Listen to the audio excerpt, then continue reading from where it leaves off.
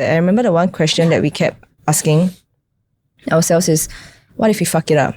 We kept asking ourselves that, what if you fuck it up? But the kid is not even here, I can assure you, working outside is way easier than being at home with the child 24/7. Seriously. And people don't realize that, men, you all need to do better. But we still choose to be in Singapore because we love our country. And I dare say that a lot of us do love Singapore, and we want our kids to be Singaporean. But sometimes love is not enough and the country doesn't want us. So that's very, very sad.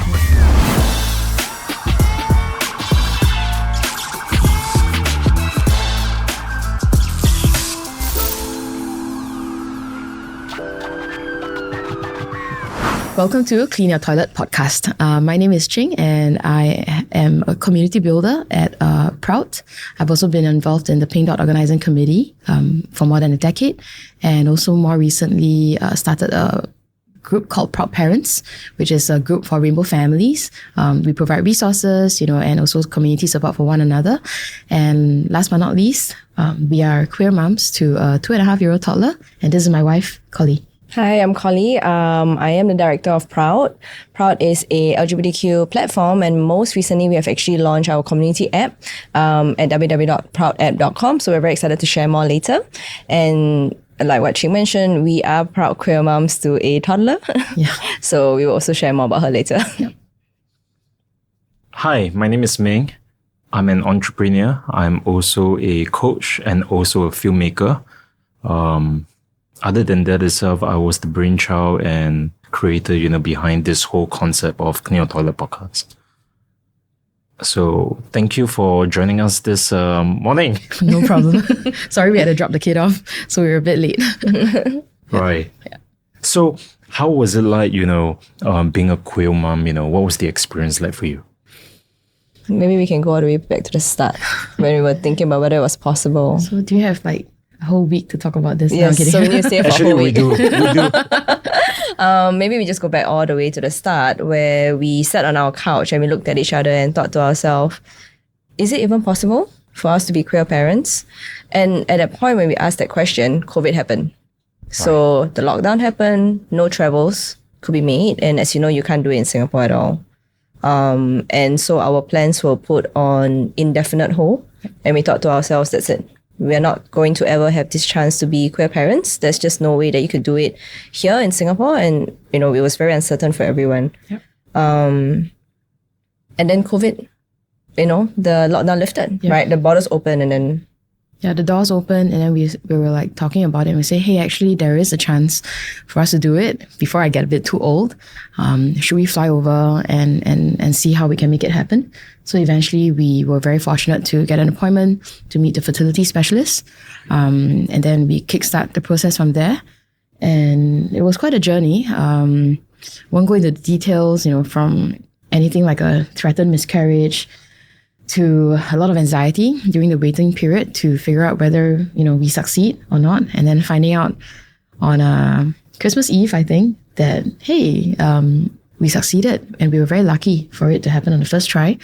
But even for us to get to that point, it was also a lot of work on ourselves to make sure that we were actually emotionally ready to become parents, because it's not something that we take lightly, right? As queer parents, we are unable to magically and accidentally create a child out of nowhere. No matter how much we try. No matter how much we try, but it's something that we consciously wanted to make sure that we get it right, even though right itself is subjective. Like, what is right? We wanted to make sure that if we were to bring a child to this world, we want to give her the best. And the best is not just financially the best, but emotional, readiness and making sure that we are able to be present for our kid.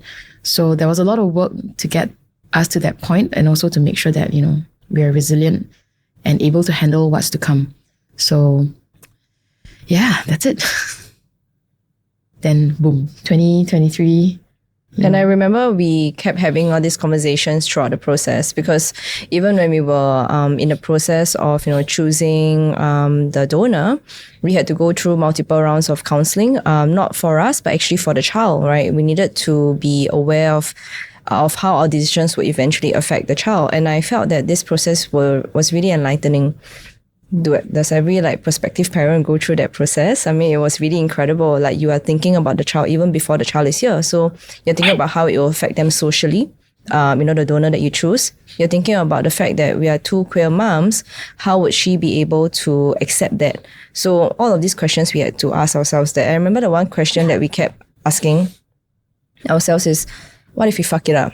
We kept asking ourselves that, what if you fuck it up? But the kid is not even here, And a lot of times when people try to, conceive or try to bring a life in this world, it's something to celebrate. It's something that's very exciting. But for us, we were just like, she's, we are going to bring a child into this world. Are we going to be able to do it with, a support system that is entirely chosen? So we're not going to rely on family, on parents, and make it seem like they're just going to accept us naturally, because this is a different step from coming out to them. We are actually going to announce that we are not just out, we're not just married, but we're going to be pregnant. So it's not acceptance that we just take readily. At every step, it was like a new coming out, a new acceptance. A lot of our close family members also had to adjust their mindset. So at every stage, it was just like education, awareness, and acceptance. We can go into the funny story of how she came in. She came out to her parents as, hey, I'm going to be, Actually, no. The story was, the story was how she came out to her parents as to, hey, I'm, 16 weeks. No, we had very different ways of announcing to our families that we were eventually pregnant. Do you want us to go into it? Yes. It's a very funny story. Okay. Yeah. So funny story was, so I didn't want to let my parents know, and it was entirely for other reasons, right? Because like we mentioned, there was a threatened miscarriage. It was very uncertain. The whole pregnancy felt full of anxiety and full of like uncertainty for me. So I similarly did not want to let my parents be in the picture, because I didn't feel like it was so safe. I didn't want any questions. I didn't want to be in a more vulnerable state than I actually was, which is quite ironic, because you would think that family would be your safe zone, but I didn't feel that way. So at about 20 weeks, maybe 20 weeks. No, I think around 20 weeks. And then Ching said, hey, you do need to let your parents know, because your father was actually asking your sisters, why is your neck getting so big? So I was wearing a lot of loose clothes, so I don't think that he would have seen from my figure, but my neck is something that I can't hide. So then we thought really hard about how we should announce it. And then we found this really cute, like onesie with like my Chinese surname on it. And I thought, oh, this is pretty cute, right? Because it's like, he will probably like it. He can see his surname.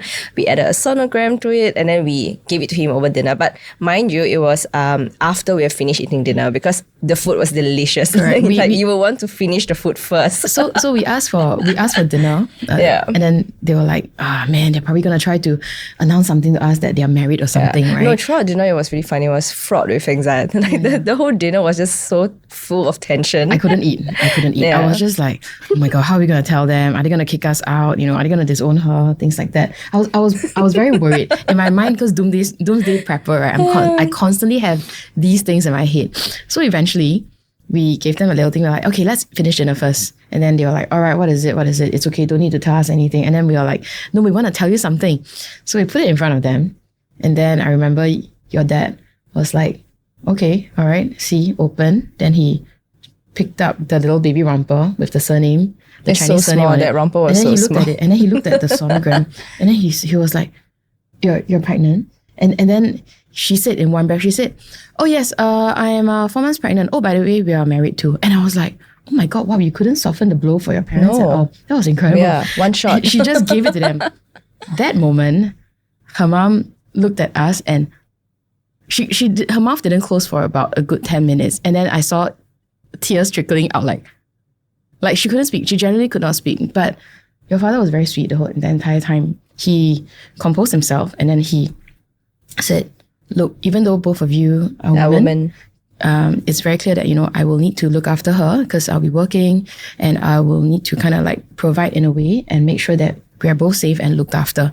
And at that moment, I was incredibly touched. I mean, clearly he had to, take a deep breath to compose himself, to say what he had to. But in that, I guess I just felt like, wow, we kind of need to give them a bit more credit, right? Then then what? It's not easy. I mean, they must be also thinking, how did we do it? Because, I mean, even for us, we had the same questions. Just a few months ago, we both sat on that couch and we were like, can we actually do it? And then it was hard. It was really, really hard between like the flying, the medication, looking for doctors that will support you, not just in, wherever you are doing the actual procedure, but also back in Singapore. Dealing with the nurses, looking at both of us and wondering, why is she in the same room as you? Yeah. So for example, when you're giving birth in Singapore as a single unwed mom, so in Singapore's law, Collie is considered as a single unwed mother. So for me as a partner to be, even though we are legally married overseas, for me to be in the operating theatre, our OBGYN needs to write to the hospital board to ask for approval for me as a stranger, nobody, to be inside the operating theatre with her. So eventually she did, and our OBGYN is incredible. She prepped the nurses down to prepping like NICU, I guess, to make sure that she was really good. She was a really, really good ally. I think that was so important. That really made the whole pregnancy really, really smooth. And we don't take it for granted. We knew that we lucked out in a way, that we found such a strong ally to help us in our journey, because we know of other queer parents who did not have the same experience all the way down to week 37, week 38. They did not have the same amount of reception from their OBGYN, which is really, really disappointing, because for a pregnant woman who is so heavily pregnant, and to find out at the tail end of her pregnancy that, you're not going to let my partner into the operating theatre, even though I expressively has said that I want her with me. This is a life-changing moment for anyone who's giving birth, anyone. And then for them to, for our friends in particular, they actually changed doctors. And they actually said, if you're not going to write to the board for approval for my partner to be in an operating theatre with me, if I have to give birth at the entrance of the hospital just so that I can hold my partner's hands, I would do it. Yeah. So that's kind of also why we recognize that it's very important for inclusive healthcare, towards like LGBTQ people, or just to have healthcare providers who are a bit more progressive, right? Kind of why we started the platform as well. We've heard so many terrible stories of people just trying to seek help, healthcare, any kind of healthcare, and they get weird questions, or the healthcare provider, the doctor is just not going to help, because they find out who they are, or they give bad advice, or they ask strange questions. All these things are just making people like uncomfortable. And I mean, we're just trying to get through life, don't make life so difficult. So when I was a very young queer person, I tried to look for resources, tried to look for anything that would help me figure out who I am. So what did I do? Went on to Google or Yahoo or whatever search engine it was, and I typed lesbian meetup, something like that, right? The results that came out were horrific. Never ever do that. Never ever do that. Maybe nowadays Google would have blocked it all, but at that point it was like, and I still remember as a young queer person thinking to myself, is this it? The community is non-existent. You cannot find anything online. And how am I, as a 13-year-old, going to go out and figure out who's lesbian and who's not? I do not know that. So right now, with the platform, what we have is a hope that any young person, or anyone actually at any point of their life stage, will be able to create a free account, log on, and get connected with any of those service providers, and have that assurance that they're not going to ask silly questions at your most vulnerable moment. So any doctor, any lawyers, even like realtors, businesses, the ones that are on our platform, 100%, we do not get a cut. We are not affiliated with them, nothing. The platform is free for you to use. It's free for you to lease. It's free. Everything is free. Yep. Honestly, we always say that it's our second baby, right? We have given birth to it, and now it's yours.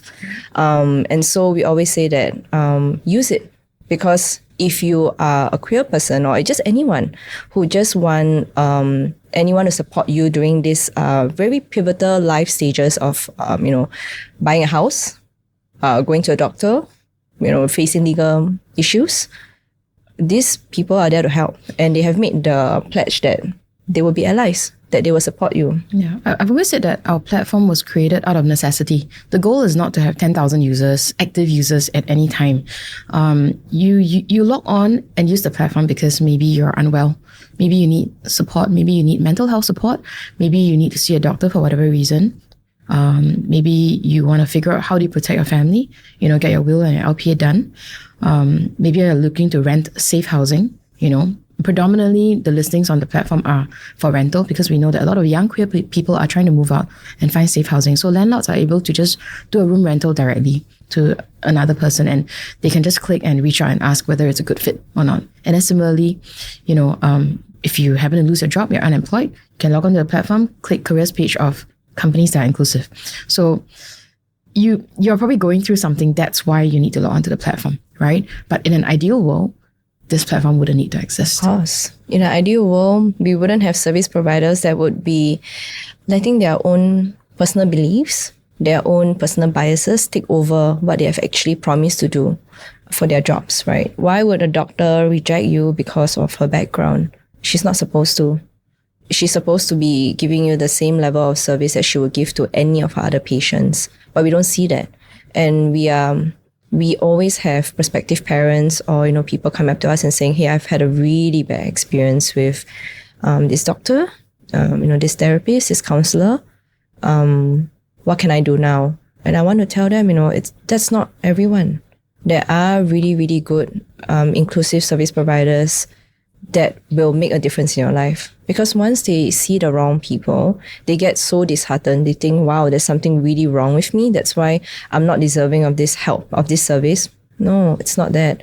And it's actually incredibly sad that they go through that and they think that the service that they got is all they deserve. No. Okay, so I guess on our platform, there's so many amazing inclusive service providers, but how would you go about identifying a service provider that's inclusive and able to meet your needs? What are some, say red flags or green flags? Okay, so if you ask me, really after you interact with them, then you will know because there are nuances. There are the signals, verbal signals and the non-verbal signals. So if you ask me for a framework, how do we tell whether somebody is inclusive? I can't. Because people can come across and say, I'm an ally, but they may not necessarily act this way. They might not even have the language to act that way. Right, so that's why I have a lot of questions, regarding the platform you design, because it serves a need. Okay, I don't really like to use the word itself, but I feel that the community in Singapore itself is marginalized. Yeah, and it's very real, and that's why there's a pushback. I need to get my identity seen. The need for movement itself. But if we look into culture itself, it's really stemming from cultural behavior, programming, all that stuff. So I love what you guys are doing. I have a lot of questions to answer. Like, for example, so I start with you first, Ching. Ching, just now you mentioned about safe housing.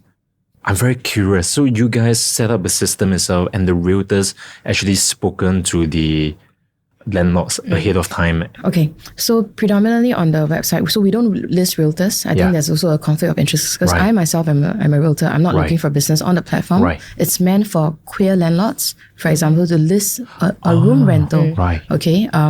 Directly on the platform, just say, hey, there's a room available for rent. Feel free to reach out to the landlord directly, or there's a queer realtor who lists a listing, say again for room rental, or an entire home rental, for example. Say you're able to reach out and ask, hey, is this something that fits your needs? Right. Yeah. Right. Yeah. Oh. So yeah, again, it's meant to be easy for them to mostly contact the landlord directly and just see, are you a good fit? If you're not, move on. So like you said, you won't know until you contact the person. Right. Exactly like until what you you said. interact with it, you get the feel of it, the nuance, Can I add on that this is actually not a new concept because everything that we have done on the platform is something that we have done as events before. So back in 2019, we actually partnered with 99.co to run a first ever Meet Your Next housemate event for the LGBTQ community. It was a huge success. We got covered on different medias. And what that actually did was that we matched up prospective queer landlords with tenants, housemates, people who wanted to share rooms. And that event was a huge success. We saw so many people enjoying it. Correct. I think I still recall that event, we made about 21 matches. So we made everyone carry like a little card here. And it was very obvious, like, which area do do you live in? You know, what are you looking for? Is it an entire home rental? Who are you? Or a room rental? And then like, you know, I think 3 words to describe yourself. So at One Glass, people really walked around the room and just interact. It was like speed dating, but for landlords and potential tenants, right? So we wanted to make sure there was a good fit over there. And again, you know, like in this age of like technology where everything is online, everything is AI, we really felt like what's needed is that human connection. Right? Very important. So that event kind of like spun off a lot of other Meet Your Next events, which is like speed dating, you know, Meet Your Next Meet. Meet Your Next Meet. We did a scavenger's hunt. Again, for Proud, we are very big on creating community connection, getting people to meet one another. Just forcing you out, forcing you to come out. I know it's hard. It's hard. Everyone wants to, you know, just stay at home. We're tired. We want to just stay at home and look at our social media. I know. I'm it's a very mom easy too, to doom scroll. But then our events are designed to bring you out no matter your area of interest. So you don't feel that pressure to, you know, I mean, if you want to dress up and look good, that's on you. You know, that's really fabulous. But our events don't pressure you to do that. So you come as you are over a shared interest. You get connected with really great people at our event, no matter your area of interest. Like I mentioned, one of it was connecting over shared spaces. So Meet Your Next housemate. We also had, Meet Your Next chapter, which was a book lovers meeting, a book lovers and discussion meeting. So great, really great. It was done at Projector. Meet Your Next Date. Meet Your Next Date, so which we've done was speed so dating. Many successful rounds where we know we've matched up couples who are still together from our very first Meet Your Next Date, and they have moved on together like in terms of like been together for like 5 years. Got married overseas, you know, settled down, bought housing together, and, you know, gonna start a family eventually as well, which we're so happy to hear. Again, it's about creating human connection, because in this age of, you know, digital technology, AI, whatsoever, everyone's just on their phones scrolling. But to be able to see community come together, I think a lot of us also find it to be incredibly healing, because this is something that we never had when we were young. Okay, we're a different generation. Our young looks very different. Yeah, our young looks very different. We're actually 11. Your young got Google. Yeah. 11, 12 years. We are 11, 12 years apart. No, for real, your young got Google. God lah. What's your secret for skin longevity? Wow. I just feel like I've aged a lot ever since we had a kid. I'm just constantly tired. So no, I don't think I look that young anymore. Yeah. Yes, that's that. Okay, but the key to a happy life is to have a happy wife. Just say. Thank you very much. I am very happy. Yeah. Have you thought about expanding this and scaling this up, you know, into also getting, you know, maybe allies or even straight, you know, landlords, you know, to be involved in a project? Yeah, definitely. I mean, they're free to reach out and list it, you know, and then we'll approve it on our end. Again, like I said, the goal is not to monetize it. We've never thought about it. Right. Anything that we sell on our Pride merch store, all the events that we run, if we get any, you know, like profits at all, it goes straight to the platform. Again, the goal is to have it to be like self-sustaining. We need to make sure that, you know, it can sustain itself, because we don't want to bleed our own money trying to sustain it. My money is used for, you know, trying to buy diapers and, you know, sustain our little family. So we find that with a lot of community groups sometimes, because a lot of us cannot be registered as a charity, right? Because of, you know, LGBTQ related like causes and all that. So the only way is to be self-sustaining. I see. Yeah, and we find that to be extremely important in Singapore at least. I see. Yeah. So I have a question. Pardon me if I sound a bit ignorant. So Q Chamber is it's like a collective of companies that's like, you know, inclusive hiring practices and all that. Right. Yeah, so but the reality of a lot of LGBTQ groups and community work in Singapore, the reality is that it's always run by 1, volunteers, and 2, self-funded.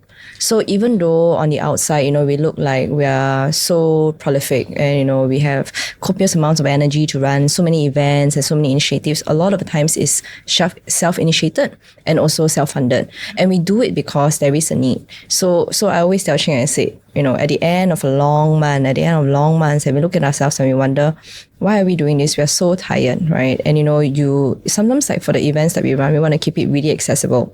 We are talking about ticket prices like $5 to $10, and that is all we will charge, because you just charge that nominal amount to make sure that people show up, so they're not just buying out tickets to block out the space. And when we ask ourselves that question, we always think about the 1 or 2 people that come up to our events and they go, wow, thank you so much for creating this space. I never thought that it would be possible in Singapore, but today, this 1 hour has changed my perspective. That is who we're doing it for. Yeah, we're not doing it for everyone. We're doing it for that 1 or 2 people who never thought they would be possible, who then joined us for anything and then found that their future looking a bit brighter. Right. Yeah. So that's your way of making a difference because of what you experience, and you channel that creative energy into setting a platform like this. But not just us, okay. A lot of other LGBT groups do the same thing. Right. Yeah, they're incredibly brave. They do it all on their own time. Really kudos to all of them. A lot of the times, no other funding comes into the group. And even for us, when we made the decision to make Proud be sustainable, I told Ching, I said, it's not sustainable to ask for donations. Everyone wants money to go in from somewhere, but it's not sustainable. What can we do? We can offer our services. So we can either offer to run private events, or we can sell merch. So all of these ways that we'll be able. And then now we have the platform. So for the platform, actually, we have designed merch, right? That will go back to supporting the platform as well, like posters and postcards, things like that. Yep. What keep you guys going? I want to heal my inner child. Because like I said, I feel like, again, growing up, we wish we had all these kind of events. We were able to find community. I came from a very conservative Chinese school. My parents they only spoke Chinese. They're very conservative. They didn't understand, what the LGBTQ community is about, obviously. And when you look at media representation, there's just terrible media representation for myself. Like growing up, I was born in the early 80s. And back then, if you watch the TV, anything about the queer community is just, whether or not they have some kind of a disease, it's like terrible endings, suicides and whatnot. It's just horrible. So you grow up with that mindset that how are you even able to find community, when everyone is kind of like hiding, there's so much stigma. It's like you feel endangered if you exist. Yes. In some ways, yes, obviously. And obviously we also, a lot of us could not present ourselves authentically, right? Growing up. So to create those communities, we find that, hey, we are also able to kind of like be there and enjoy the space and meeting people and learning about their stories and create connection. So this is something that we're very grateful for, I think, and the whole Pride Month is like, oh man, we are exhausted with running events all the time, but Colin and I always talk about it at the end of the day. We're like, it's worth it because you will have that young adult who will come up to us and like, I'm glad that I found this space. Because if I did not, then I've always felt like it's very isolating, or else you're only able to find community online, which is yes, online communities are important, but I think, again, being able to create a human connection, meeting people, that will eventually heal your inner child. Yeah. Because that trauma actually happened from the physical disconnection itself. Definitely, yes. I also find that when you meet the other people having who has gone through similar things and they're able to overcome, difficult times, you start to realize that, hey, I'm able to chart my own path. I'm able to create my own queer future. And it does not mean that future is having to be get married, settle down, whatnot. A queer future would mean just creating your own path, really, not having to do something just because everyone else is doing it. It's doing something that what makes you feel right, what makes you feel comfortable. It could be growing old with your chosen family, with your friends, making sure that you have that support for one another. And yeah, I would say that's really what drives us. Oh, very inspiring. Yeah. Thank you. It's tiring. Yeah, it is tiring. So how do you recharge for yourself? We don't. No, I'm kidding. That's terrible. Do we? Since 2022, I think we have not recharged. I think now ever since we became queer moms, recharging in a way, while having to bring up a kid is tiring, recharging also means spending time with her. This is not an announcement to have a child to recharge yourself. Yeah. That is the worst decision ever. Please have a child only if you're emotionally ready. Yes. And ready in all aspects. And also ask yourself, if you like to sleep, do not have a child. Oh, yes. So we have not slept since 2022. Having a kid is the sure way to made me realize that, wow, this is the maximum potential I have. You will be so efficient, so incredibly efficient when it comes to wanting to run events because your time is so limited. Yes, 100%. You're only able to work when the kid is down for a nap, or maybe with grandparents for just a couple of hours, and us just trying to get shit done. Yeah. No, in a way, she has become the highlight of our days. Really, because when you look at her, she's just this innocent ball of joy and hope and kindness, and you think to yourself, I really hope that the world will be kind to her when she grows up, when she starts to understand. And how do we do it? We start by practicing what we preach. So we be kind, we be joyful, we be happy, and we do that to others in the hope that when she eventually meets them or meets whoever, they will do the same. So they will realize that yes, I need, or rather I should be kind to someone that I don't even know anything about. And I'm glad to announce that most people are very kind and happy to see her. I mean, she's really she's the highlight of our day, really. Yeah. So, just remember, I say I have two questions. I've asked one. Yeah. So I wanted to ask you a questions, around that whole journey of motherhood itself. And the whole procedures that you had to went through with the hospital itself. Because I think there's a whole gap in knowledge that's not even out there. Yeah. And I'm hoping that you could share some wisdom, to the people out there. Because for people who are considering that itself, they need to know all the options. They need to know what they're going to face as consequences and also as a pushback. So they need to know where they need to ask for support, knowing that the support is missing from the system itself. Yeah. So could you share me more 100%. with you about the process? Oh, this is a 4-day sharing. I do want to just start by saying that if you do not have enough resources, aka money, it's going to be very hard.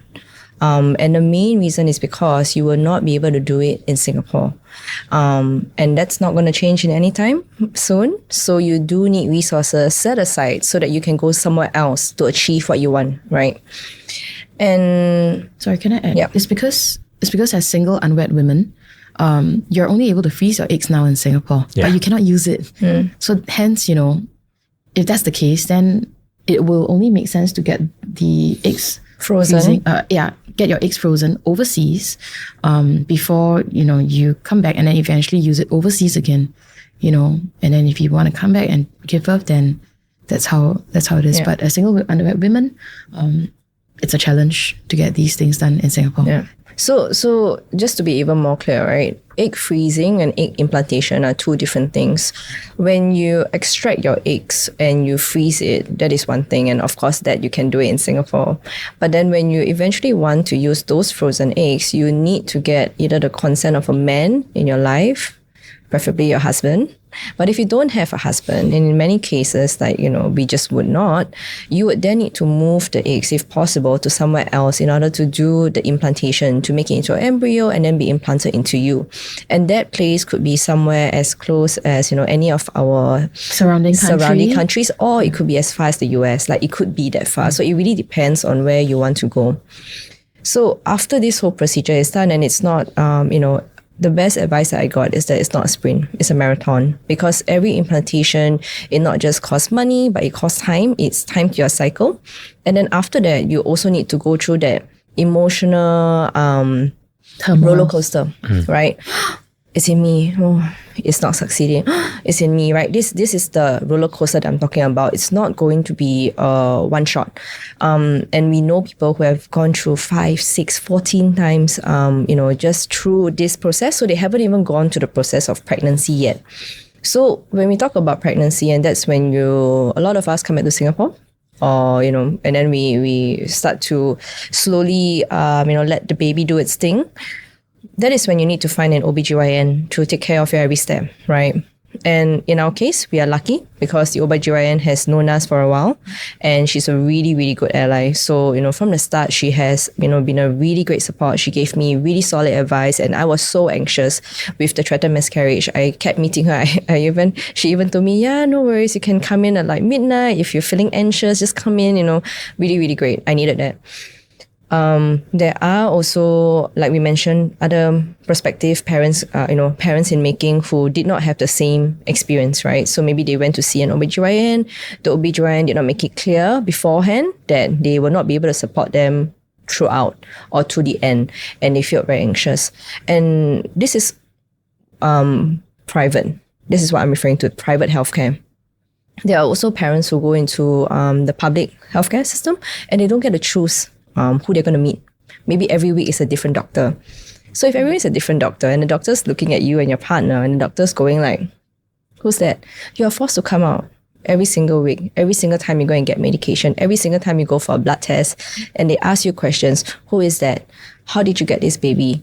All these kind of very uncomfortable questions. But having said that, we also know of queer couples who are fortunate enough to meet good, doctors, good OBGYNs in the public healthcare system. Obviously they're not all bad. They are just like, it's a bit of heng sui lah. And eventually the OBGYN that they stick with, if it's a good one, naturally, like within the community, we also talk about it. Hey, at this hospital, so and so is good, for example. But in the public healthcare system, a lot of all these doctors are not listed on our platform. We know it's sensitive. So most of the doctors listed on our platform are mostly in private healthcare. And then so that is the pregnancy process. In terms of medication, that was also an issue that we found, which medication that we needed was not available in Singapore, not available in the whole Asia actually. So we needed pessaries. We needed it to come from Australia specifically. And what happened was that we had a unexpected ally. She was there on a holiday. We put out a message saying, hey, we need this medication really urgently because I cannot be off dose. We don't even know her. Yeah, it was a friend of a friend. You just put the word out in the universe and then someone just screen capped it and say, hey, so-and-so is in Melbourne and she's happy to help us. Went to the clinic, she took it. Then after that, the clinic reached out and said, hey, you missed out one thing. She went back again to take it for us. And now we're friends. And I'm friends with her partner. Incredible. Really incredible. I mean, this is just the start of the kindness and generosity that we felt while we were pregnant. Really the start, because after that, when I finally announced my pregnancy at 24 weeks, I remember. And then that was when people started reaching out, both from the community, but also allies and just friends who were, straight, like heterosexual. And I have not spoken to them for a while, but I know that they have families. Obviously, they are miles ahead of us. And then they started reaching out and going, oh, how are you? Do you need anything? Can I send you something? Oh, by the way, this is something that you should look out for. Suddenly, just by, me becoming pregnant, I have become someone that they can relate to, that they can talk to, that they feel like, okay, we now have a common ground. So a lot of them actually started knowing me as a mom before queer. Yeah, so right now, with our child, a lot of people know us as moms and then queer moms. Very interesting, really very interesting. Something that was very unexpected for us is that now we have a lot of straight friends. Yes. A lot. Yes. I mean, not that we never had. We've had amazing, we've always had, amazing straight friends, but now we have more straight friends, more parents who are now friends. Yes. We used to think like, oh no, how would other parents think of us, when they meet our child? How would she ever meet the straight families? But we're very fortunate in the sense that we have not met anyone who's discriminated against our family. That's not to say that there's no discrimination, right? There's definitely discrimination out there. Maybe some people who meet us for the first time, they might be like, okay, not sure if I want my kid to be hanging out with your kid. I'm sure that would happen eventually. But so far, the entire process of us, having our kid until now, play dates and whatnot, we've been very fortunate. In fact, there were also some families who've also learned that, hey, I do want my kid to meet diverse family types, that in Singapore, it's not just a typical one man, one woman, kid kind of family. I want my kid to meet other types of families. Maybe they only have one mom, maybe there are two dads, maybe there are two moms, things like that. So we've been fortunate in that sense that people have been welcoming. But having said that, I know it's also because we put ourselves out there. So then we become an option for play dates, right? There are also many queer families out there who are a lot more private, and there's nothing wrong with that. But it also stems from a lot of anxiety in the sense that they are anxious about whether or not, they will be accepted, for example, especially, sometimes in schools. In schools, for example, will a local primary school be okay with my child? This is something that we need to deal with eventually. We know we'll cross that bridge when it comes, but we've also thought about how we'll be handling it. We probably won't go into it too much in this podcast, but we know that going into the public school system, it will look quite different. When we're talking about a preschool where you have a choice, between a public preschool as opposed to, something that's a bit more premium. And we acknowledge the fact that we are lucky and, in the sense that we're privileged enough to be able to choose something that we can afford, that we know has had a track record of being very inclusive to other rainbow family types. So, yeah. Motherhood journey, Yeah. and then more importantly, how can we prepare people for the process? Yeah. So that, we encourage people to, hey, there's actually a lot of options, Yes. Your path is not just limited because, of the society, the world that you live in, that you place yourself in doesn't, Yeah. come to accept Yeah. you for who you are, but there's a whole longer pathway. Yeah, absolutely. If I can, I want to share Yep. something that one of my very, very good friends shared with me. And she's actually a straight mom. She's not even from the community. She shared that she has a friend who is an incredible person. A lot of achievements, really high up in her company. Career-wise, she's set. She's confident, she's secure, and she's always wanted a child. So she's ready. She's ready. She has had her eggs frozen. She's ready to do it. Now she has tried a lot of times, cannot succeed. And then she wants to adopt. She can't. Over here, her application is rejected. She just can't. And we know it because single, unwed women have a harder time of adopting, right? Not to say that it cannot, never, but for her, it doesn't work. So my friend was just sharing that it's such a pity because she was so ready to be a mom. Now, what can I say to someone who wants to chart their own path and just know that this is not the only way? I think you cannot just be here. You need to look out. So I think that the number one thing is that you need to somehow accumulate enough resources, save and get out of this country. Do whatever you need somewhere else and then come back. Yep. And you know what? You don't owe anyone your story. So you don't owe anyone the truth of your story. Like, you don't have to share it, right? For me personally, when I listen to all these stories, I just think to myself, wow, these are really incredible people and they're ready to be parents. And why do we need to force them to be in a relationship or to be married to someone that probably will not support them just to start something? Where if they're ready, why not equip them with it here? But it's not going to happen anytime soon. Yeah. If it happens, update me. But I don't think it's going to happen anytime soon. Yeah. But I just want to add, just because you have the anatomy to have a kid doesn't mean that you should have a kid. Okay, there's a lot of steps required, leading up to parenthood. Number one, do you want to have children? Yeah. Right? Are you able to handle the changes in your life? It's not just about being financially equipped to have a child. It's about being emotionally ready, mentally ready, and are you resilient enough to start a family with your partner? Because having a child is also difficult for the relationship. It's something that, as partners, as spouses, you need to talk about, what's going to happen, who is going to, be the breadwinner, who is going to be, handling, the child rearing, the caregiving of the child. How are you going to split the duties? I'm very appreciative of Collie for being able to look after our child so well, because I have to work. But at the same time, the moment I'm home, I'll make sure that, I take out the bulk of the caregiving so that, she is able to get a break as well. So I think as couples need to talk about it. It's not fair that it only falls on the women. The traditional role of the caregiver should not just be the woman, and talking about like, how do you compensate your other half, for giving up the career? You need to make sure that they're also looked after, because being a homemaker is the most difficult job in the world. I've said that again. And I always get straight friends sliding into my DMs privately saying that, wow, I wish my husband would, do this and do that for me. And I'm like, I think it's difficult, right? Because that traditional role of division of labor, the provider, and then the caregiver, but then being a homemaker caregiver is just somehow not as cherished, not deemed to be as important as the one working outside. I can assure you, working outside is way easier than being at home with the child 24/7. Seriously. And people don't realize that, men, you all need to do better. Yes. I think we also have friends who would come for our parties, our gatherings, and then they will look at all the queer families and they'll be like, wow, both of you are so involved in the kids' life, in the caretaking. And then we thought about it the other day and we said, yeah, of course we're all involved because it took us a damn hard time to come to this point. Like we said, it can never be an accident.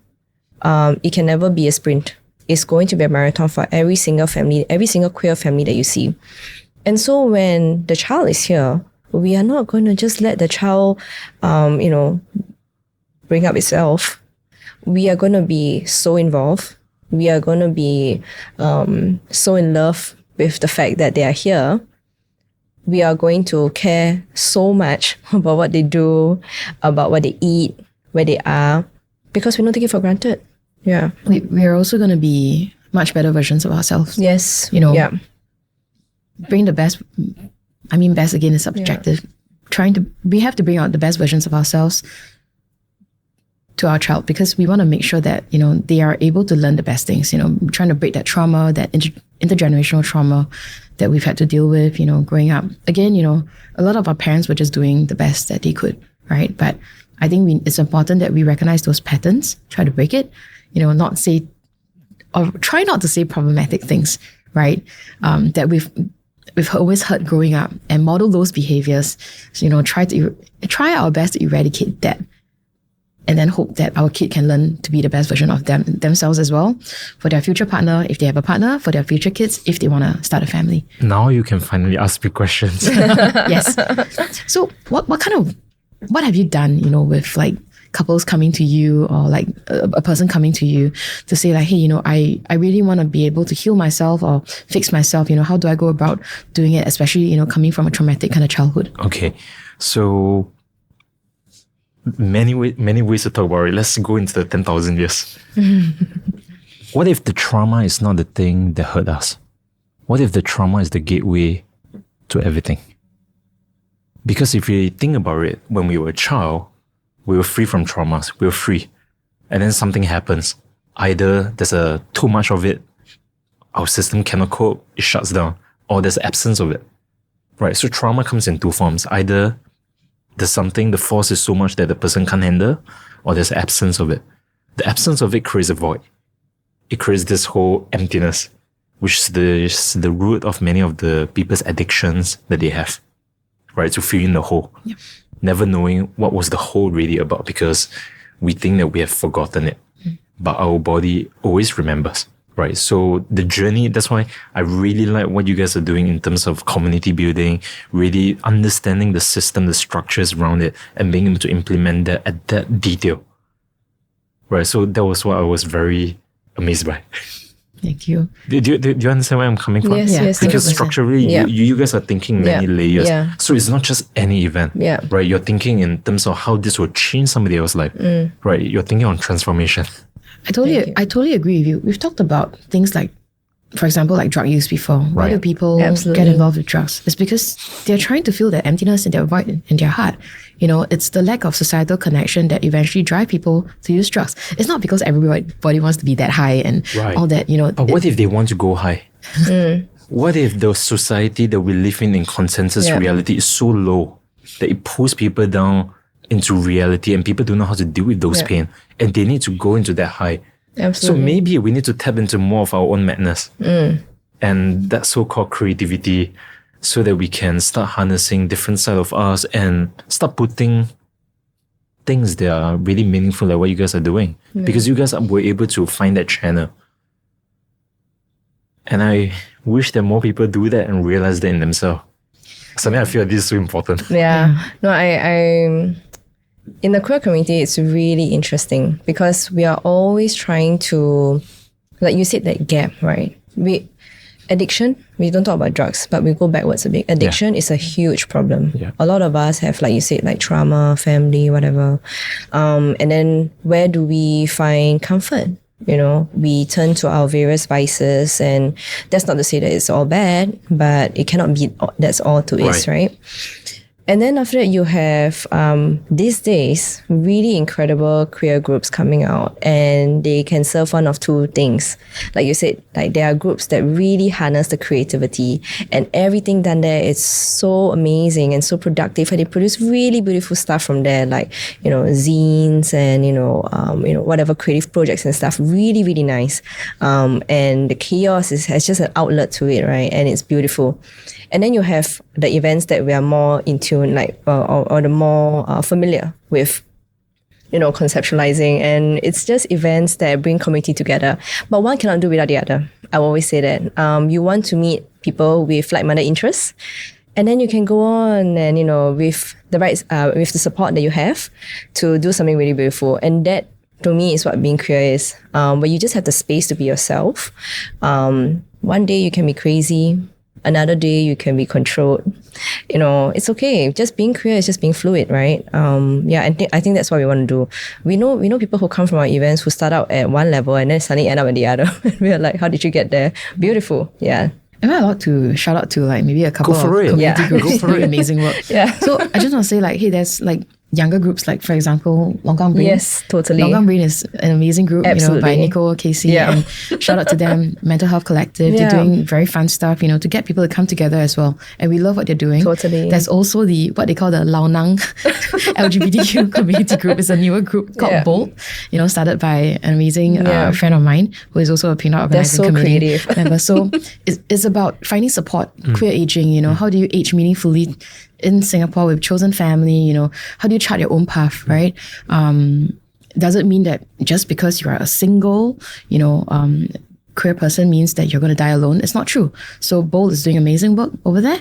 And then also there's like the South Asian Pride Singapore, again, incredible people. Bringing people together, folks of like South Asian descent, trying to find community, create events and all that. And I've always said this, like if there's something that, doesn't meet your needs, create a group, find community, do it yourself, because we're unable to create one event that will meet the needs of everybody. I've always said that. And just because it doesn't serve you doesn't mean that it will not serve other people. And if it doesn't serve you, do something for yourself. And we love what all these groups are doing. So I think it's so important. And they're also going to be at Pink Dot 18 at Holland Park. So do check out the community groups over there on 27th of June at Pink Dot 18. Yeah. So in short, what you're really saying is this: instead of hoping and dreaming for somebody, a leader, to do something for you, if there's something that's not quite right for you, your needs are not met, step up and do something about it. Yes. Take ownership. Like for myself, I'm very curious about exactly how many rainbow families are there in Singapore, right? So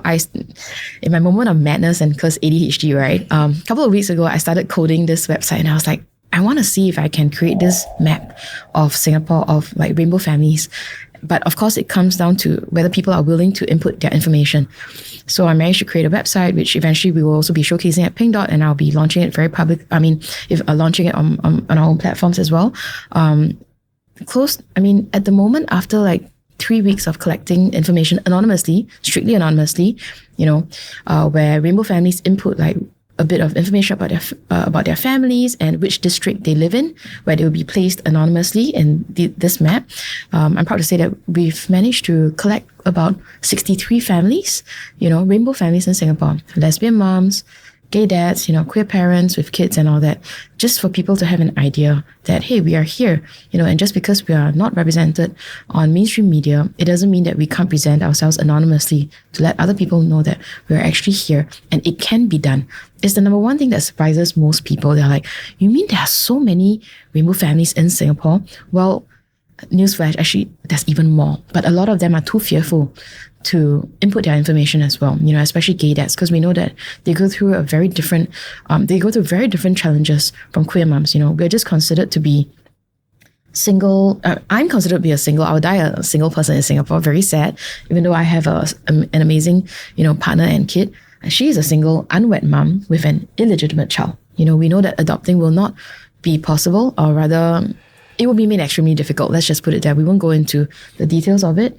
Whereas for a lot of gay dads, the moment the kid reaches, like school-going age, they're unable to secure the pass necessary to be able to keep the child in Singapore, and hence, sometime around 5, 6, 7 years old, the entire family, for gay dads especially, they'll uproot themselves and have to move overseas. And it's very sad because, again, a lot of us want to be Singaporeans. That's why we choose to be in Singapore, even though it is difficult in a way. Yes, it's a safe country. Yes, our kid will have amazing top-notch education and blah, blah, blah. But the system is also not here to support us as rainbow families, But we still choose to be in Singapore because we love our country. And I dare say that a lot of us do love Singapore, and we want our kids to be Singaporean. But sometimes love is not enough and the country doesn't want us. So that's very, very sad. Given that the low fertility rate, we always hope that there are people who have the resources, not just financial resources, emotional resources, are able to start a family if they want to do it, but the system is not in place here for us to do so, which is why we wanted to create the Rainbow Families community map to showcase that, hey, look, there's this amount of families in Singapore. So yeah, I'm looking forward to launch that site, very soon. I have a question. Yes. Based on your understanding, because you're actively promoting queer family, or the principles, the value system itself, right? What do you feel is the challenges that gay fathers experience? Sorry, what do you mean? Can you repeat that again? Okay, so you share a lot of experiences as queer moms. What about gay fathers? Oh, gay fathers. What kind of challenges they experience that's totally different from queer mom? Because the construct is different. It's very, very different. Biologically, it's already different. That is the one thing that I can say. Yes. Can we talk about surrogacy? So typically for gay dads, obviously it's different in the sense that most of them will go through surrogacy, the child, but surrogacy is also not legal in Singapore. So a lot of them will also have to go overseas to do it. But, unfortunately for a lot of them, they're unable, with the Protection of Children's Act 2022, a lot of them are unable to bring their child in, obtain citizenship for their child to be Singaporean. They're unable to. So very often the kid holds a different citizenship, Now the thing is, the kids are also unable to obtain the passes necessary to stay in Singapore to study, right? So whether is it like a long-term visitors pass or the student pass, they're unable to get these passes to stay on in Singapore. Because if they, or even PR, they can't get it. And if they can, it would look very different. A lot of them probably would stay rooted in Singapore, because they want the kid to be Singaporean. So hence, what I meant by a lot of them eventually will have to uproot themselves when the kid is of school-going age to move overseas, because they also want the kid to be able to go to school, and we personally know of amazing gay fathers, who really just want the entire family to stay here, but because they have also multiple kids, for example. So maybe the older ones are able to stay and the younger ones are unable to stay. And hopefully, that will change in the future, because look, these are committed parents. They want to stay in Singapore and they should be able to stay in Singapore if they want to. When you're constantly being threatened with that uncertainty of whether you're able to stay in Singapore, a lot of the things that you do actually reflect that, because you have no idea what your child's future will look like.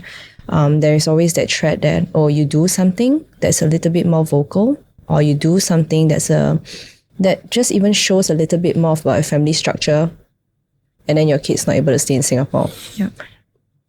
Ask any parent, if there's a threat hanging over their kid like that, they're not going to do anything to rock the boat.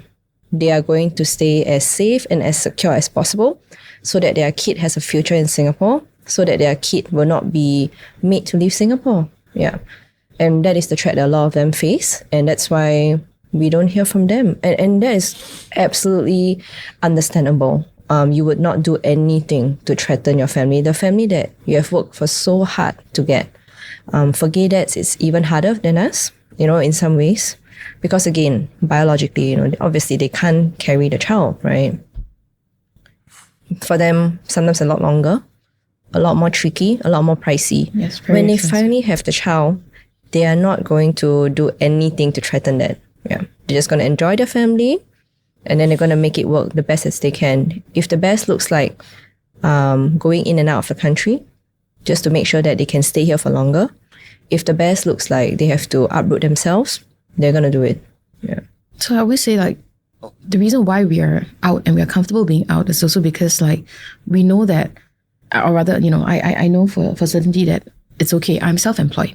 If I work in, say government related organization, or if I work in an organization that is not as inclusive, would I be out? No. But I'm self-employed as a realtor. For me, it's very clear. If the clients feel like I'm not a good fit, they don't believe in my ethos, that's fine. If you don't like my family, that's okay. There's 30 over 1,000 realtors out there, but I'm self-employed and I serve my clients well, and I know that they'll still come to me. So I control my livelihood, my rice bowl, but it's not the same for a lot of people out there, right? If you're being employed, in a more sensitive position, for example, they may not be out, so that's just something to think about. Yeah. You're sharing that as a theoretical, correct? You didn't experience that kind of marginalization or... No. Right. No, I've been very fortunate in a way. I Right. realized also that sometimes when I'm selling properties, so as I'm showing the house, I mentioned, you've got a 2-year-old, I've got a 2-year-old as well. And then I think they instantly, there's that connection like, oh, you're also a parent. Although I think most of the time they assume that I'm straight. But I'm just saying that, there's that connection. They realize, oh yeah, this is something that, a family would look for, and then they'll realize that, okay, instantly there's that human connection form and they understand what we're talking about. Right. And yeah. Okay, so the psychology, right, of somebody relating with queer moms or even women as a mother is more natural as compared to a male figure as a father. Am I right to say that? You kind of understand? Depends on the struggles we're talking about. Yeah. Really depends on the struggles. Right. Really, really dependent. Right. And I say this because as queer parents, Yeah. we tend to have a certain allowance to talk to not just the moms, but also the partners sometimes. We try to force them into conversations with us. Right. Of course, we know a lot of involved fathers. Right. But sometimes, we try our best to involve everyone and we try to ask them questions about caregiving, about things that's not traditionally deemed their role. And then eventually we will hit a topic where we realize that, hey, you need to do more. Or, hey, this is what we're all going through. So maybe we can empathize and share some of the struggles. And this is not just in the queer community, but also in our own community where people, like what Ching said, where there are more provider roles and caretaking roles. So just to share, we have a couple who recently gave birth, and then the partner is going to try soon. But the first partner who gave birth, she was left with the sole caretaking of the child. So completely just her. And then after that, when we spoke to them, and then after we were talking about it, I said, yeah, don't worry. Now it's the other partner's turn to go through that. Yeah. So it's a little bit more equal, equitable in some don't ways. worry. Yeah. Now it's her turn. So she will understand how it's like. Yeah. You both have demanding jobs. Yeah. Let's be honest, But again, it's talking about the division of labor. How do you split the labor? How, is it just like you come home and play with the child, right? And this is a very traditional way of looking at, bringing up a child. And it's really good because Ching sometimes has the sole responsibility of talking to the fathers, right? Because she's just hanging out with them and talking. And the things that she share, they're listening, right? And then they're processing and they're going, oh, am I supposed to do that? Am I supposed to step into that role? The answer is yes. Yeah. Always yes. Sometimes the father is like, hey, you spoil my kid. Then I'm like, yes, I spoil my kid. Yeah. And you should spoil your... you should. You should spoil my kid and you should spoil your partner. Right. Because like I said, it's the most important job at home. Caregiving, bringing up a child, being at home with the kid most of the time is the most difficult job. Totally. Yeah. Spoil your partner. Yeah. Yeah. And the beautiful thing again about being queer is that sometimes they talk to me thinking that I won't understand it, and I'm like, no. This goes to stereotypes and unconscious bias, right? When you look at us, you would think that, more masculine presenting, more female presenting, but who we are could actually contradict that and very often contradict that. So they're talking to me thinking that I don't recognize or I don't acknowledge some things, and I'm like, no, these are some things that Ching does at home as well, and then I do the other, what you would think that would be more for the provider or the more masculine role. And mind blown. Yep. You mean I can do both? Yes. The answer is yes. You can do everything. Please do everything. If people are wondering why is the fertility rate so low, yes, talk to people. Talk to women. Really, it's not about we got to boost our fertility. Please go out and bang out as many children as possible. Number one, again, going back to emotional readiness, financial resources and whatnot, right? Being able to be there for the kid. But secondly is, how are you going to divide that labor between the couple, the straight couple? You can't have it totally be on the woman. It's not fair, So yes, Thank you for sharing. No problem. Always helps. I really enjoy this conversation. Do you have any questions for me? So as a couple, naturally, because we were brought up very differently, extremely differently. She went to a convent school, I went to a Chinese school, and then, family dynamics very, very different as well, right? We also had to reconcile different parenting style and also try to find a kind of like a middle ground. Right. And naturally, sometimes conflict, comes up from that. And that's something that we also have to work through. Now, what's your best, suggestion into reconciling these differences, or these kind of like debates about which one is better and which one is not? Okay, so this is not coaching, this is not therapy, this is not self-help. Yeah. This is just us talking. Yeah. You're asking me more from my advice, from my experiences, working with the people itself. Yeah. Let's be real, there's no right answer. Right, so it's really about the fluidity that you earlier on you mentioned itself. And I think that fluidity is not just limited to queer. But I think that's what is missing in many people. Is that that's why they can't deal with challenges. They can't navigate through things. And I think that we have to recognize that there's a wisdom called harmony through conflict. Okay. I think we spend our whole life thinking that conflicts are bad. So we spend our whole life rejecting it, running away from it. But it becomes so secondary that it manifests everywhere around us. We need to realize that the purpose of conflict itself is so that we can find the two polarities to really meet in the middle path. I love that. Yeah. Yeah, me in the middle. Thank you. You meet in my middle. But meeting Happy wife, happy life. Huh? meeting the middle doesn't necessarily mean compromise. Yeah. Right. It means that how can we embody both? Yeah. Right. Rather than saying this is the position I'm taking, this is the role I'm taking, I must be right. Then we will spend our whole life defending. And then that creates a new archetypes called the accuser and the accused. Yeah. Yeah. Sometimes sometimes you can win the war. Sorry, no. Sometimes you can Win the battle. win the battle, Lose the war. and lose the war. Yeah. No, but Right. but I do also want to add that our kid, and this is again not advice to get a kid just so that this happens, but she really makes us reflect and be the best version of ourselves, because we could be in a heated argument, and we do get into heated arguments all the time. And then she appears and you see that she's there listening to us and watching us. And we are forced to stop Yep. and address what is happening Yep. and confront it in front of her, because we don't ever want to shut her out. In our house, there's no closed doors. Physically and metaphorically, no closed doors. If she asks a question, we will take the time to explain it, and we will take the time to bring her in. So there are multiple times when we are in something, and she goes, "Mommy, why are you angry again?" And I'm like, now I need to explain. Actually, I'm not angry at Mama. I'm angry at the issue. And in that process, I reflect and I learn. I'm always learning. With her, I'm always learning. This is incredible. Like, again, not advice to get a kid to do that, but wow. How did you train yourself in conscious parenting?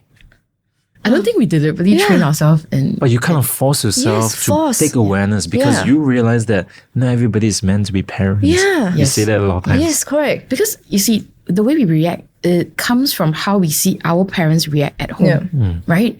And I always find myself like, oh my God, I feel like I'm going to say this. And then you catch yourself, you're like, don't say it, because it's not a healthy thing to say. It doesn't serve any purpose. It will not resolve the issue. And then You that's see when it as a learned behavior from your parents. Correct, right? correct. Yeah. Pass on. How they- Pass Exactly, on. exactly. Correct. And how they deal with conflict, which I've seen to be very unhealthy. One person entirely shuts down. Sometimes it happens, and then eventually, sometimes our kid will be like, okay, she speaks like a 40-year-old auntie. She'll be like, Mama, what happened? So she's the mediator, the facilitator. Yes. But I grew up as the mediator, and I And mind realized, you, she's 2. Correct. So Oh, she's 2. She's 2. 2.5, 2.5 years. So as she's asking these questions, we are very aware that she is so young. She's 2.5. Her brain is barely formed, but she's watching us and she's asking observing. us, "What's happening? Like, she's asking that question. So we need to really stop and think, what are we going to say right now? I grew up as the mediator, hence I realized I don't want her to become the mediator. I know it's extremely unhealthy to assume that the kid needs to step up and become the parent to mediate the situation. Right. Very unhealthy. That's why I also spoke to Collier. I said that if we do argue and debate and fight, we need to show her how do we resolve that conflict as well. How do we repair? Because If not, she's gonna grow up terrified, like and just shut down if she hears like someone just like being angry and all that. We want her to know that it's okay to repair, it's okay to say sorry, it's okay to apologize. And sometimes I'll be like, say sorry. I'm learning. Say sorry in front of her. and we also bring her into the process, right? If she's with us. So for example, sometimes we end up bickering, and then we see that she's acting out as a result of our bickering. Maybe she's becoming extremely loud. She suddenly, starts having an outburst, or she's doing something like really to get your attention. Yeah, out of character to just get your attention. And then we would pause and we would say, hey, we see you. And we love you. We love you. You are safe. You don't need to do all of this because you feel unsafe right now with mommy and mama. Yeah. We are going to stop and we're going to reset. Yeah. It's so hard. So we have it's this thing where we do really like, hard. We're like, okay, reset. Okay. Because it's really hard. It's so natural for us to just regurgitate whatever behaviors we have seen throughout our lives, Yeah.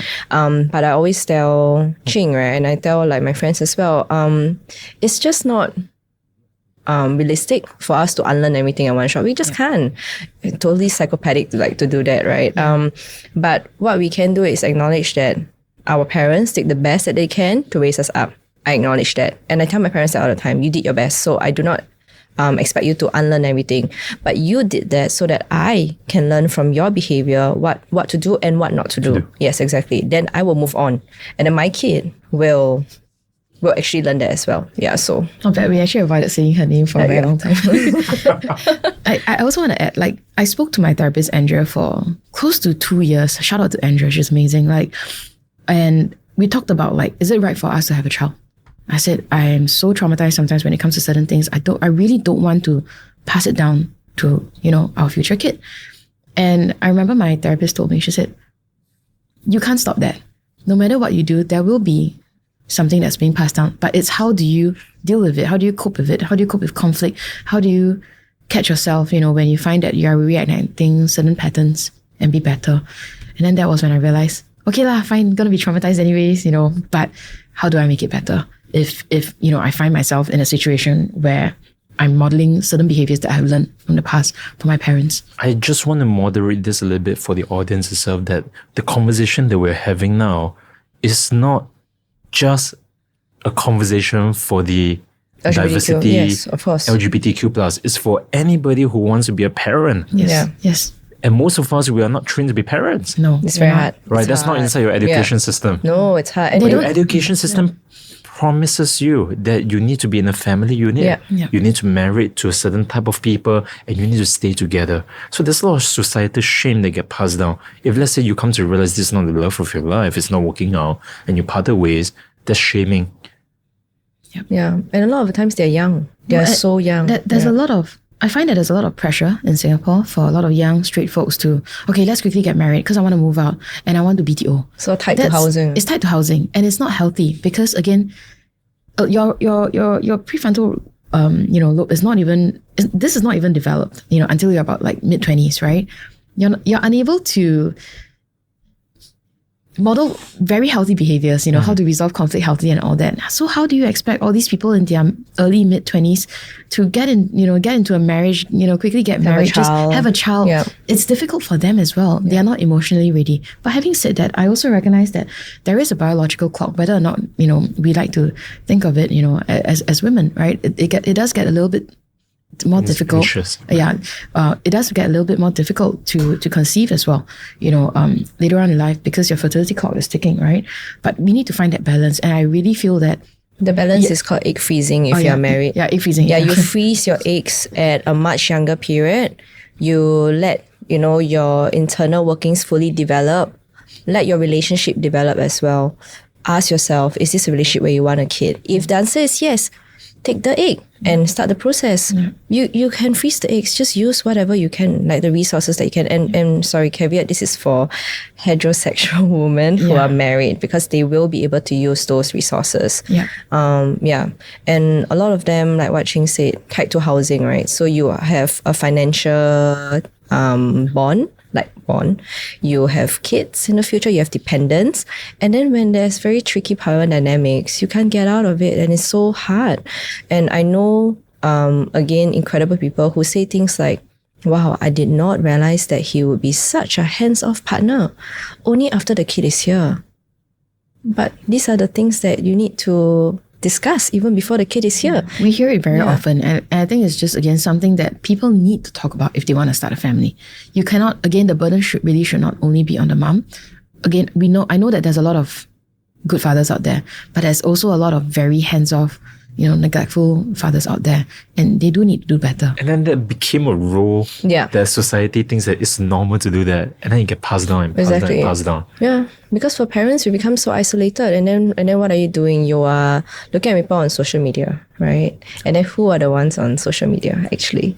The ones who are not doing it. Exactly, right? Or they are modeling extreme personas. Yes, the trad wife, the alpha normal. Male. Yes, exactly. And they believe those personas. They believe what they see online, and then they think to themselves, actually, I should be more like that. For me to be a successful wife, I need to look so good all the time. I need to cook. I need to take care of the kid. I'm not going to complain. Not realistic. Yeah.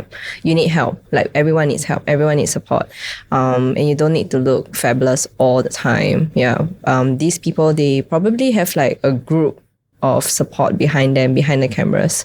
So, and we see that, which is also why when we do our queer parenthood sharing, our titles are always like the poop and the process. Yeah. Because we want the reality of it. There's so much poop, man. It's not just glamorous. And we always start up by saying, it's not glamorous. What you see online is a highly sanitized version of what we go through. Of course, we will not post the 3 a.m. crying and the fevers and the vomiting. Of course, we will not post that. Nobody does that. But we would share it. So if you come and talk to us, we will tell you what we actually went through. This is what parenthood looks like. Yeah. Really thank you for sharing with the audience, so much information, and also explaining why Clean Your Toilet podcast is called Clean Your Toilet. Literally. Yeah. Yeah. You have any questions for me? Okay, this question. Okay, I just want to start by saying that we've been very fortunate that, having very involved grandparents on both sides, it has been a real blessing, because if not, we wouldn't be able to be here at the podcast. If not, our kid would be running around, touching everything and all that, right? Having amazing, grandparents is one thing, but I guess it's also how do you deal with, very different parenting styles sometimes, like grandparents having their own mindset about what something should be, and then us trying to break certain patterns and not have the kid model certain behaviors. How do you deal with it? What was your advice? I'm not going to take on the more professional role. I would just say literally, right? The child is yours. But it really depends on the intentionality in terms of, how they're approaching this.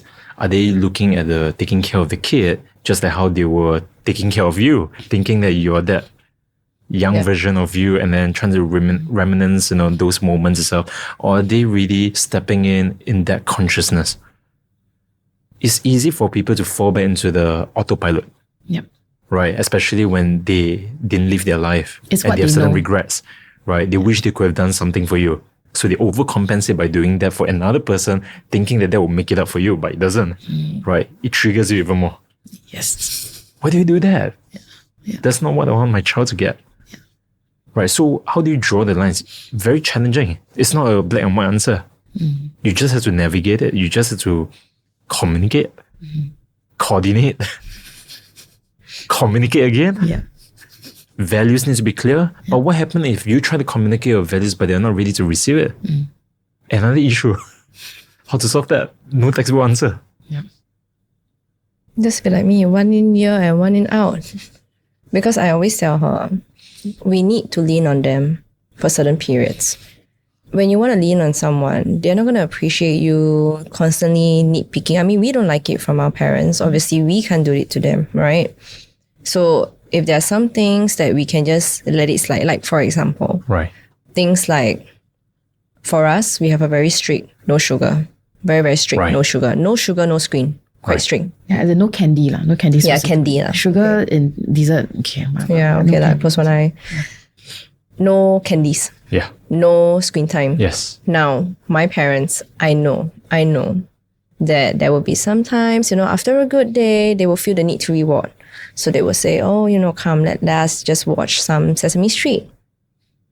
I cannot stop them. I can't, because this is their way of bonding. And we talked about it, and we reached a consensus, and we said, how about we agree on what they are watching? Correct. We need to know, and we kept the time. Yeah. So we meet there, right? Cannot stop it because you're leaning on them. We're all humans after all. We're all just learning. Yeah. Initially, we were very firm about no screen, and it's still no screen at home. Simple as that. We don't even turn on the TV. Yeah. But Then why buy a TV in the first place? I know. Throw away, please. I also. I ask her that all the time. She did ask me. You sure you want a TV in the living room? I asked her we won't get to watch TV until she turns 18. Why are you installing a TV when we don't use it? Because for the child to understand that there's no screen, you have to practice what you preach. Correct. So, and I tell her that all the time. If in front of her you are constantly on your phone, she's gonna ask for phone. Yeah. It's true. Yeah. So I make the point whenever I'm with her. My phone is chucked somewhere else. I'm sorry. No notifications, nothing. It's just chucked somewhere else. Because I don't want her to feel like every time with her, I have a phone with me. And then one day she's going to be like... That programs it. Exactly. Right. Hey, mommy, you have a phone, right? And you're not here all the time. So I want a phone. And I want to know what's so interesting on the phone. Now, it's easy for me because I don't rely on my phone for business. It's hard for her. So in that case, I tell her, I said, if you need to be on the phone, don't be with us. Yeah. Remove yourself from the situation and then come back. Do not be with us physically, but on the phone. Yeah. Of course, it's hard, but now she understands. Mama is busy, so Mama steps away to do her work. Right. But then Mommy is with me. Right. That becomes a consent reality on how to handle the dynamics. Yep. Yeah, she understands that. Same thing for the screen time. She understands. Go to Mama Ye's house. Have a good day there. Yep. Right?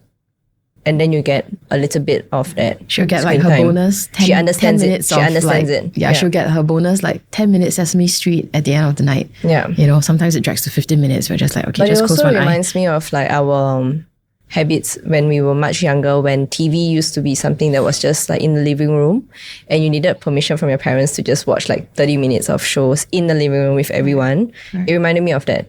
Instead of like constantly being fed media through the phone, just don't scroll. Having like this screen be made available to you anywhere, anytime. Oh, you're crying, here's a phone.